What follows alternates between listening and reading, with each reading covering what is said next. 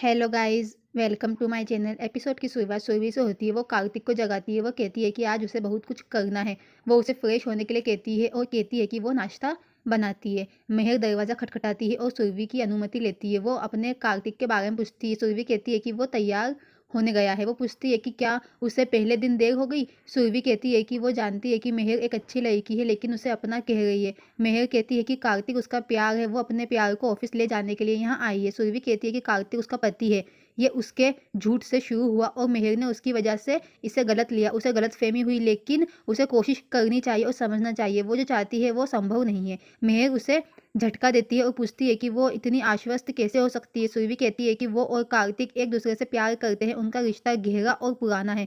वो कहती है कि अब मेहर सच जानती है। उसके पास पूरी जिंदगी है उसके सामने। मेहर कहती है कि उसे उसके लिए चिंता करने की कोई ज़रूरत नहीं है। वो जानती है कि वो क्या कर रही है और क्या चाहती है। वो सुरभि से पूछती है कि वो क्या चाहती है, उसने क्या सपना देखा है। सुरभि कहती है कि उसे समझ में नहीं आता कि उसे कैसे समझाया जाए। मेहर कहती है कि उसने इसके बारे में बहुत सोचा है। वो दो है और कार्तिक केवल एक है। दिक्कत ये है कि ना तो सुरभि कार्तिक को छोड़ना चाहती है और ना ही वो अपने कार्तिक को शेयर करने के लिए तैयार हो जाती है। इसलिए वो कार्तिक को साझा करती है। वो कहती है कि मंडे, ट्यूसडे और वेडनेसडे को कार्तिक सुरभि का होगा और थर्सडे, फ्राइडे, सैटरडे को मेहर का होगा और संडे कार्तिक अपनी माँ और बहन के साथ रहेगा। कार्तिक बाहर आता है और सुरभि से उसकी टाई मांगता है। मेहर को देखकर वो चौंक जाता है। मेहर उसे बताती है कि उसे और सुरभि के बीच की समस्या हल हो गई है। वो उसे शेड्यूल के बारे में बताती है।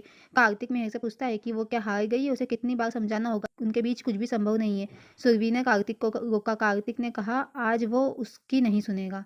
वो मेहर को दरवाजे तक घसीटता है। पूछता है कि उसने उसके घर में आने की कैसे हिम्मत की। वो अपने घर में एक राजकुमारी हो सकती है, लेकिन दुनिया उसके अनुसार काम नहीं करती। वो उसे चेतावनी देता है अगर वो फिर से उसके घर आती है तो ये उसके लिए सबसे बुरा होगा। उसे नहीं पता कि वो क्या कर सकता है और क्या नहीं। वो उसे चेतावनी चेतावनी देता है कि वो उसके और सुरभि के बीच ना आए। वो उसे बाहर निकाल देता है और गेट बंद कर देता है। सुरभि कार्तिक के पास जाती है। वो सुरभि से पूछता है कि उसे अंदर कैसे जाने दिया। सुरभि पूछती है कि क्या उसने देखा कि वो कैसे बात करती और वो उसके साथ इतना अशिष्ट व्यवहार कर रहा था। सुरभि कहती है कि मेहर सामान्य नहीं है। वो मेंटल रूप से कमज़ोर है। उसे मदद की ज़रूरत है। जिस तरह से उसने उसे बंद किया वो कुछ भी कर सकती है। कार्तिक कहता है कि वह जो भी करना चाहती है। उसने उससे माफ़ी मांगी, लेकिन वो अभी भी उसके पीछे है।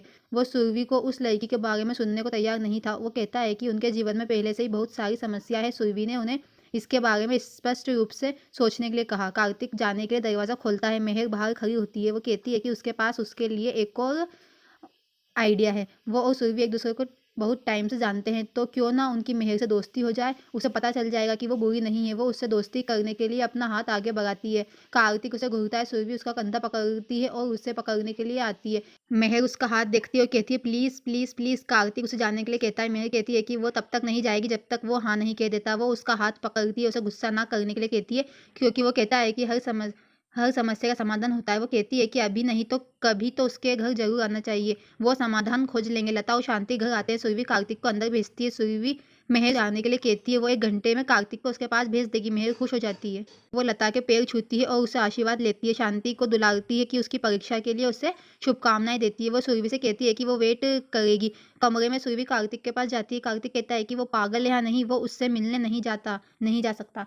सुरभि कहती है कि लता और शांति के सामने उसे चुप कराने का उसके पास और कोई रास्ता नहीं था। 1 घंटे में नहीं पहुंचने पर वो फिर से घर आ जाएगी। सुरभि कहती है कि अगले 1 घंटे में वो नहीं बल्कि मेहर के घर वो खुद जाएगी। कार्तिक पूछता है कि उसे उसका पागलपन क्यों नहीं दिखता। उसे केवल एक बाधा दिखाई देती है, वो है सुरभि। वो आज अपनी जान ले लेगी। अगर वो वास्तव में आत्महत्या करना चाहती है तो उसे वहां जाना होगा। सुरभि कहती है अभी उन्हें उससे शांति से बात करनी चाहिए। वो उसे उस पर भरोसा करने के लिए कहती है। ये कहानी उनके जीवन में यहीं समाप्त होनी चाहिए। वो इस कहानी को ख़त्म कर देगी क्योंकि उसके झूठ ने इसे शुरू किया था।